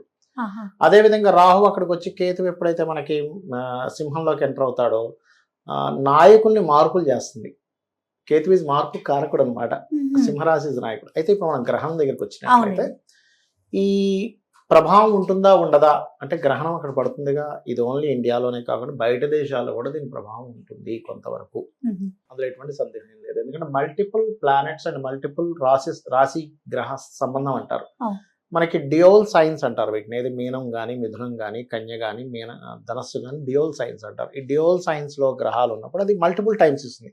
ఇది ఒకసారి వచ్చి పోదు, 2 సార్లు 3 సార్లు అలా డబుల్ ట్రిబుల్ టైమ్స్ రావడం అనేది కూడా జరుగుతూ ఉంటుంది. మరి ఈ గ్రహణం యొక్క ప్రభావం మన తెలుగు రాష్ట్రాల మీద ఏ విధంగా ఉంటుందంటారు గురువు గారు? ఎక్కువగా జల సంబంధంగానే ఉంటుందమ్మా ఒకటి. ఇంకోటి ఏంటంటే మనకి కుజుడు నీచ పొందుతున్నాడు. ఎప్పుడైతే కుజుడు నీచ పొందుతూ రవి మనకి 17వ తేదీ తర్వాత నుంచి కేతుతోని, దాని తర్వాత మనకి తులారాశిలోకి వెళ్ళి కుజుడు దృష్టిలోకి వెళ్తున్నాడు. దీనివల్ల ఏమిటంటే అమ్మ కొంత ప్రభుత్వం మీద వ్యతిరేకతను కూడా ఇస్తుంది ఈ గ్రహం. ఎందుకంటే అమ్మ ఇక్కడ చంద్రగ్రహణం మనకు 18వ తేదీ అయితే ఒక 15 రోజుల తర్వాత అమావాస్యకి సూర్యగ్రహణం వస్తుంది. 2వ తేదీ 3వ తేదీ సంథింగ్ ఆ డేట్స్ లో. కాబట్టి ఏంటి, ఇది కేతువుతో కలిసి ఉన్నటువంటి రవి, దాని తర్వాత కుజుడు దృష్టిలో ఉన్నటువంటి నీచబడినటువంటి రవి, దానివల్ల ఏంటంటే ప్రభుత్వం మీద వ్యతిరేకతలు.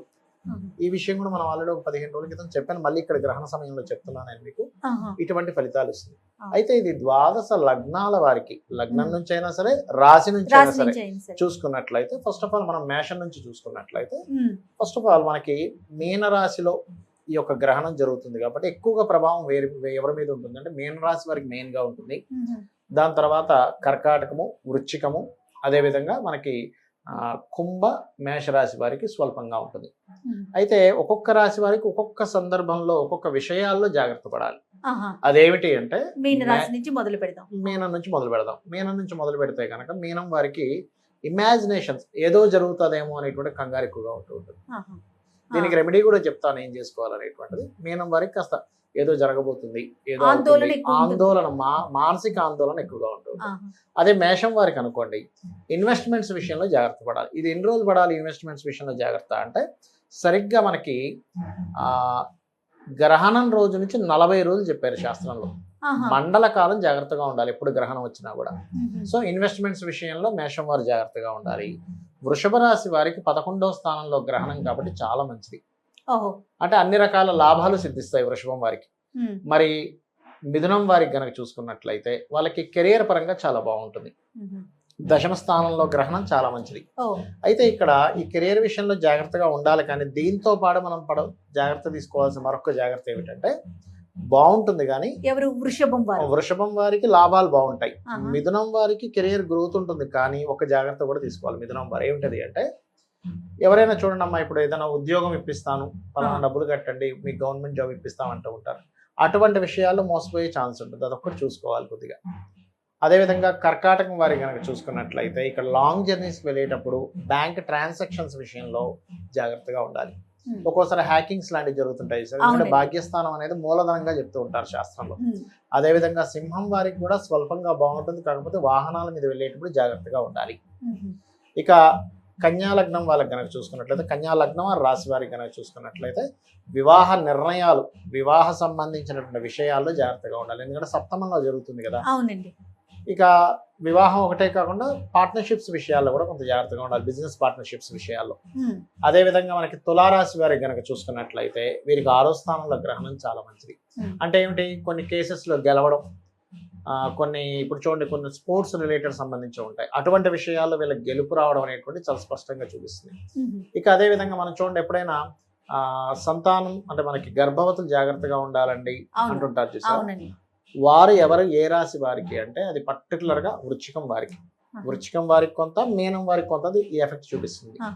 అయితే ఇండియాలో లేదు కదండి, ఇండియాలో కూడా అలా ఉండాలి, కొంత జాగ్రత్త సరిపోతుంది. ఏ దేశాల్లో అయితే అది కనిపిస్తుందో ఆ దేశాల్లో చూసుకుంటే మంచిది, కానీ ఇండియాలో అంత ప్రభావం అయితే ఉండదు. అదేవిధంగా ధనస్సు వారికి కనుక చూసుకున్నట్లయితే వీరు 4th హౌస్లో గ్రహణం అయినప్పుడు ఏమవుతుందంటే, వీళ్ళు ఏదైనా గృహం సంబంధించిన ప్రాపర్టీ రిలేటెడ్ సంబంధించిన విషయంలో నిర్ణయాలు తీసుకునేటప్పుడు జాగ్రత్తగా తీసుకోవాలి. 40 రోజులు. ఇప్పుడు మీరు చెప్పిన మంచి చెట్లన్నీ కూడా ఒక 40 రోజులు ఎగ్జాక్ట్లీ. ఎందుకంటే గ్రహణం వచ్చే ముందు ఎలా అయితే 6-7 గంటల ముందు సోల ఎలా అంటారో, గ్రహణం వెళ్ళిపోయిన తర్వాత 40 రోజుల పాటు మండల కాలం పాటు దాని ప్రభావం ఉంటుంది అని శాస్త్రం. ఇక మకరం వారికి అనుకోండి అమ్మా, 3వ స్థానం గ్రహణం చాలా మంచిది. వాళ్ళకి ఏంటంటే కొన్ని లావాదేవీలు ఎప్పటి నుంచో తగినటువంటి లావాదేవీలు క్లియర్ అవుతాయి. ఇక కుంభం వారికి కనుక తీసుకున్నట్లయితే ఫైనాన్షియల్ మ్యాటర్స్ విషయంలో చాలా జాగ్రత్తగా ఉండాలి. కుంభం వారు చాలా కేర్గా ఉండవలసినటువంటి పరిస్థితి ఉంది కుంభం వారు. ఇక ఈ రాసుల వాళ్ళందరూ కూడా ఎవరికైతే ఇబ్బంది ఉందో వాళ్ళు చేసుకోవాల్సిన జాగ్రత్తలు ఏమిటి అని చెప్పి చూసుకున్నట్లయితే పర్టికులర్గా ఇక్కడ వీళ్ళు చేసుకోవాల్సినటువంటిది కొన్ని దానాలు చెప్పారు శాస్త్రంలో. ఏమిటవి అంటే రవిచంద్ర సంబంధించినవి, అంటే రవిచంద్ర ప్రతిమలు ఉంటాయి మనకి, సిల్వర్ రిలేటెడ్ సంబంధించినవి ఉంటాయి. అవి 2 ప్రతిమలు, గోధుమలు, బియ్యము, మినుములు, ఉలవలు గుర్తుపెట్టుకోండి. గోధుమలు, బియ్యము, ఉలవలు, మినుములు వీటిని దానంగా ఇవ్వాలి. దీంతో పాటు మనకి ఒక చిన్న రాగిది కానీ లేకపోతే మన ఇత్తడిది కానీ తీసుకొని ఒక చిన్న గిన్నెలా తీసుకొని దానిలో స్వచ్ఛమైనటువంటి ఆవు నెయ్యి పెట్టి ఇవ్వాలి. దానివల్ల ఏమవుతుందంటే వీళ్ళకి గురుబలము, ముఖ్యంగా గురుబలం పెరుగుతుంది, రవిచంద్రుల యొక్క బలం పెరుగుతుంది, రాహుకేతువుల యొక్క దోషం తగ్గుతుంది. దీంతో పాటు వీలైతే కొంత బియ్యము, కొంత దక్షిణ గనక దానంగా ఇస్తూ, చిన్న నాగపడికి కూడా ఇస్తారు కొన్ని ప్రాంతాల్లో, అది కూడా ఇస్తే చాలా మంచిది. ఇవి కనుక దానంగా ఇచ్చినట్లయితే దోషం పోతుంది. మరి కొన్ని ప్రదేశాల్లో దానం తీసుకునే వాళ్ళు ఉంటారు. అప్పుడు ఏం చేయాలి అంటే వీళ్ళు పర్టికులర్గా 2 దీపాలు వెలిగించుకొని వాటిని రాహుకేతువులుగా భావించి వాటికి నమస్కారం చేసుకోవడం కానీ, రవిచంద్రులుగా భావించి నమస్కారం చేసుకోవడం చేయాలి. దీంతో పాటుగా గ్రహణం రోజు మనం పాటించాల్సిన ప్రత్యేకమైన నియమాలు ప్రతి ఒక్కరూ కూడా పాటించాల్సిన ఏమైనా ఉంటాయా గురుగారు? తప్పకుండా ఉంటాయమ్మా. మొట్టమొదటిగా ఏంటంటే అమ్మా, గ్రహణానికి ముందే, అంటే మార్నింగ్ గ్రహణం కదా, దానికంటే ముందే ఎర్లీ మార్నింగ్ 4 o'clock లేచి కానీ లేదా ముందు రోజు కానీ దర్భ వేయాలమ్మా. మనం తినేటువంటి పదార్థాలు ఉంటాయి కదా, బియ్యం, అన్నిటి మీద కూడా దర్భ వేయాలి ఒకటి, నిల్వ ఉంచే వస్తువుల మీద కూడా, అంతే కదండి? అవునమ్మా.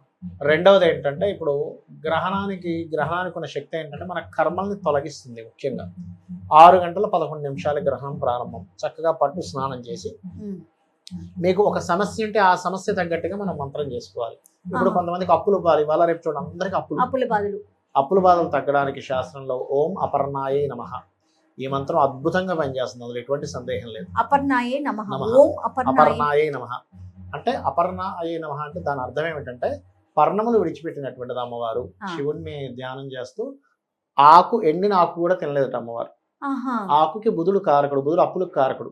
అంటే అమ్మా నువ్వు వదిలేసావు అనుకుంటే ఇక్కడ ఈ బుధ సంబంధించిన దోషం పోతుంది, వాళ్ళకి అప్పులు పోతాయి. ఓకే, అలాగే రెండవది ఈ మంత్రాన్ని జపిస్తూ ఉండాలి. విడుపు వరకు జపించి విడుపు స్నానం చేస్తారు. ఏమంటే మనకి ఇక్కడ గ్రహణం లేదు కదా, పని చేస్తుంది అంటే ఖచ్చితంగా పనిచేస్తాం. ఎందుకంటే ఇప్పుడు చూడండి మా జాత చక్రంలో చంద్రుడు పాడయ్యాడు, ఆ వ్యక్తి పుట్టాడు, చంద్రుడు భూమి మీద ఆ సమయంలో కనబడకుండా అవతల దేశంలో ఉన్నాడు, కానీ వాడి ప్రభావం పడుతుందా లేదా? అలాగే ఏంటంటే గ్రహణ ప్రభావం మంత్ర సంబంధంగా మనం మంత్రం చేసినప్పుడు దాని ప్రభావం 100% ఉంటుంది.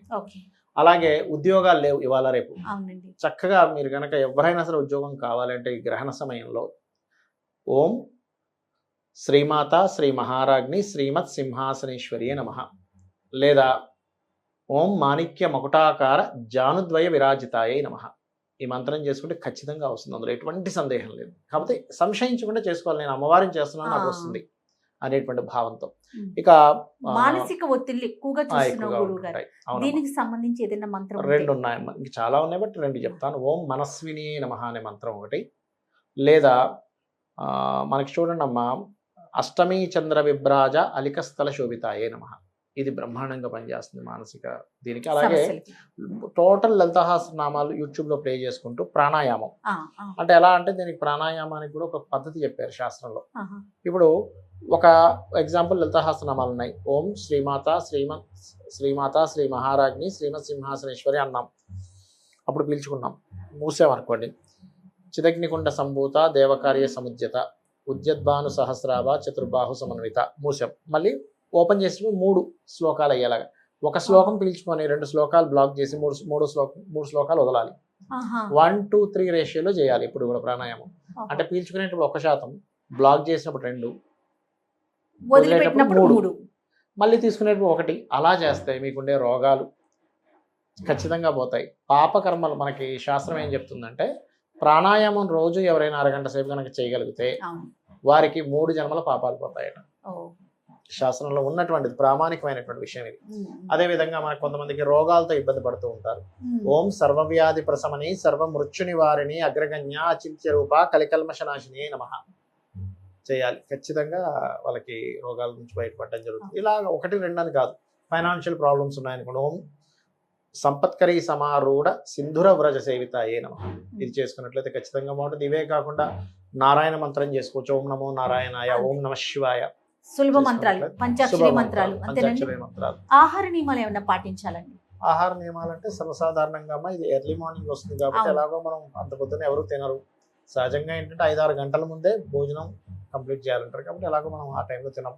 అయిపోయిన తర్వాత తినడం మంచిది.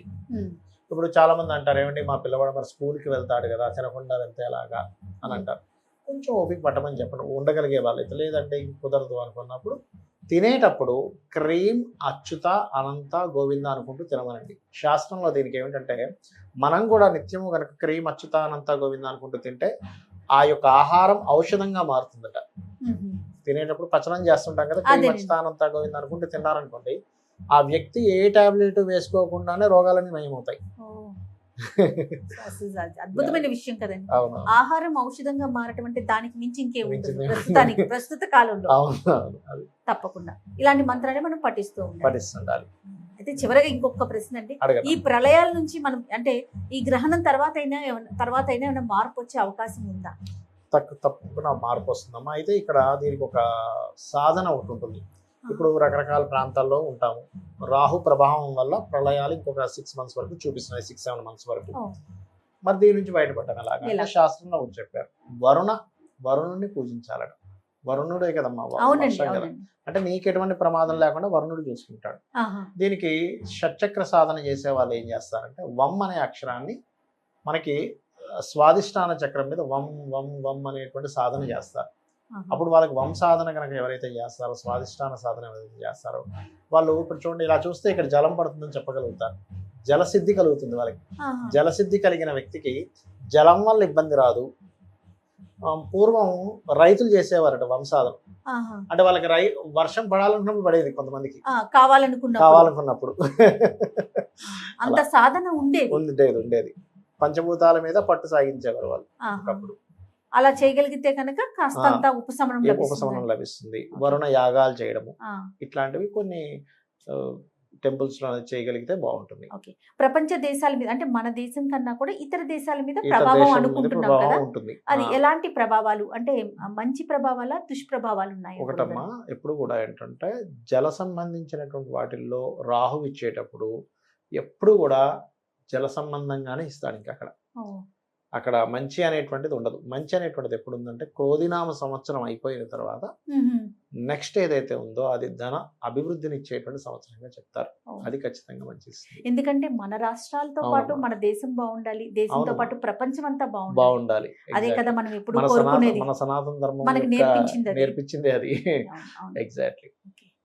చాలా సంతోషం గురుగారు. నమస్తే. శ్రీమాత్రే నమః.